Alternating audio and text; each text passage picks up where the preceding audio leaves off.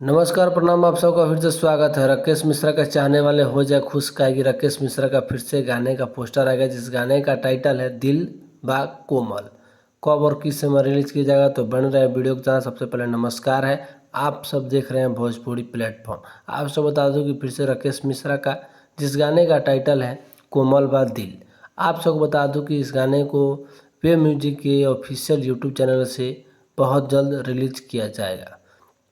आप सबको बता दूं कोमल बा दिल जिस गाने को गाए हैं राकेश मिश्रा और AK अंशी सोनी, इस गाने को गाई है। और आप सबको बता दूं कि सबसे बड़ी बात है कोमल बा दिल जिस गाने को खुद राकेश मिश्रा गाए हैं और उस गाने को अपने जादू के कलम के हाथों से लिखकर इस गाने को सजाया है।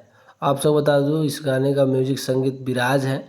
और आप सबको बता दूं कि वे म्यूजिक के ऑफिशियल यूट्यूब चैनल से भी रिलीज होने वाला है, जिसमें काम किए हैं राकेश मिश्रा और शिवानी सिंह।